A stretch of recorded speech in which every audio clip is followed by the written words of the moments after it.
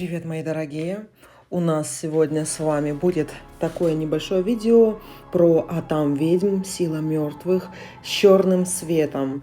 Это я добавила к Атамам, девочки, еще и черный свет от свечей. И тут Атамчик будет отличаться от тех, которые вы видели с осиным жалом.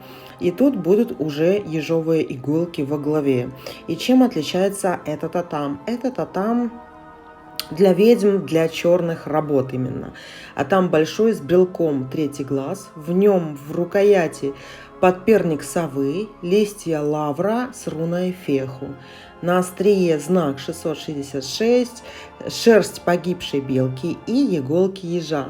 Иголки ежа необычные, именно останки этого ежа найдены на тропинке во время бури, во время моего бега в укрытие. Причем сначала я его не заметила на тропинке, когда шла спокойно в одну сторону. А потом, когда начались раскаты грома и молнии, пришлось бежать в укрытие назад, я на него прямо-таки наткнулась носом.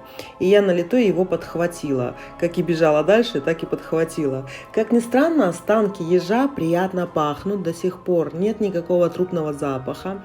Скорее, я бы сказала, запах сушеных иголок. И это очень хороший знак, как у буддистов, например, запах тлена Далай-лам, или благоухание святых в христианстве. Я думаю, вы тоже об этом слышали. Хороший целитель может даже по запаху пота определить болезнь человека, а экстрасенсы чуют запахи, когда даже никого нет. Если, например, твари и сущности, запах мокрой псины, девочки, чувствуем. Я, например, чувствую его на кладбище и ухожу оттуда. Запах протухших яиц, серы. Запах ладана. У кого-то может это быть запах даже каких-то типа парфюмов. То, что пахнущий вдруг найденный еж, это как подброс мне от высших сил. Я его очень сильно, как говорится, берегу. Кстати, я не беру дурно пахнущие предметы и останки. Если что-то нужно для магии, то это берем еще до преобразования в тлен. И только после определенных ритуалов должно вонять.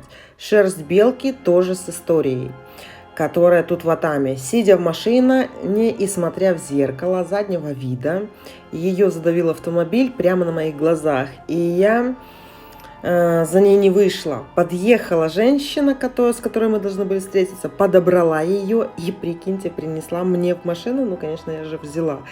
И это тоже является определенным знаком после вызова бесов, кстати.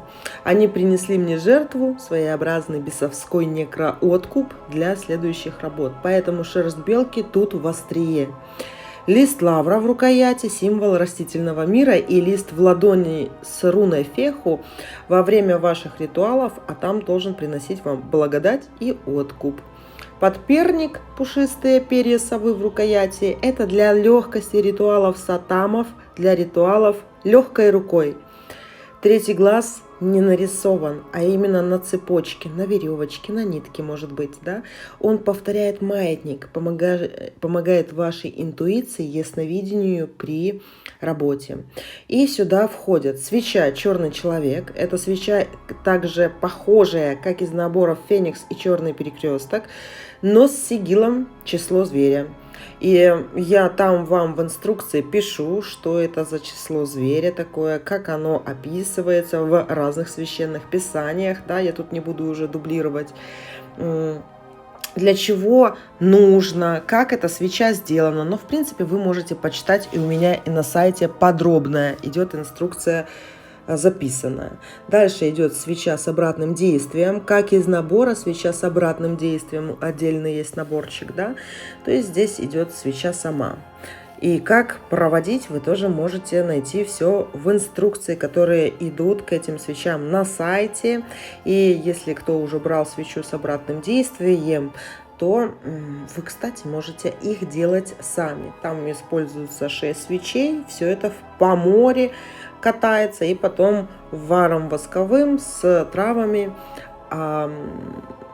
опрыскивается, скажем так, да. Черная кладбищенская свеча, это третья свеча из набора. Это желто-восковая, купленная в церкви, именно в церкви, да, то есть нигде, ни в каких магазинчиках. В оплетке из сотовой вощины с черной тонкой свечой. Тонкие свечи черные используются, когда желают плохое, для снятия негативных пожеланий. И маканная в черный восковой состав с чисто телом и полынью. Это, кстати, мои самые любимые травы, девочки. Эти свечи можно жечь на кладбище, а именно в этом наборе можно просто дома на тарелочке, а тарелочку и агарок поставить на мусорке на землю, все равно как блюдце с молочком котиком, а можно прийти на кладбище и поставить на могилке любой или прожечь в руках при посещении родственников усопших. Остатки свечи надо оставить на кладбище на могиле или котиком, как говорится, на тарелочке возле мусорки. И тут идет четвертая свеча. Свеча — это белый факел очищения. Как я его сделала, вы тоже можете прочитать на сайте, там, где именно сама свеча продается, и из чего она сделана, там все очень подробно рассказано. И тут же в инструкции в этом наборе будет все вам написано, как что использовать. Вот такой вот у меня наборчик, мои дорогие. Я еще добавлю, что белый факел — это сложенная пентаграмма, пятиконечная звезда. Она, когда ее прожигаешь, распускается вокруг тела человека, очищая его физическое и энергетическое тело. Белый факел чистит на 3 уровнях. И подробно можете посмотреть об этом факеле на сайте артикул 50. Отдельно будет там выложено полное описание.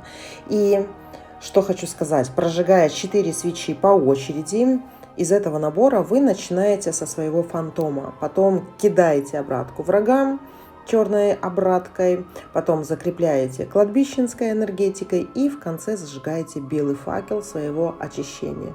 Это ритуал прожигания свечей, перекрестная магия, открывает пути дороги, 4 свечи, 4 дороги, перекресток, и по кругу очищает вас и защищает при работе с атамом, активирует его. Когда работаете со свечами, атам желательно либо держать в другой руке, либо втыкать в землю, в воду, в кубке, да, в стакане. Эти свечи можно прожечь либо все сразу в полнолуние, темное время суток, либо разбить на 4 полнолуния по ночам прожигать. Если третью кладбищенскую вы хотите прожечь на кладбище, планируйте лунные сутки полнолуния в день. Кто не боится ночных походов на кладбище, можно и в полнолуние ночью. Главное, чтобы вы не испытывали страх при работе. А вообще, белый факел можно жечь по интуиции в любые лунные сутки. Но именно когда вы покупаете эти 4 свечи, лучше все жечь в полнолуние, закреплять работу. Полнолуние очень сильно влияет на любую, в принципе, магию. Все, мои дорогие, вот такое было видео. Полное описание этого комплекта, конечно же, идет по почте вместе со свечками. Все, мои дорогие, хорошей вам работы, хорошей вам крепкой магии, и да пребудет с вами сила. Пока-пока.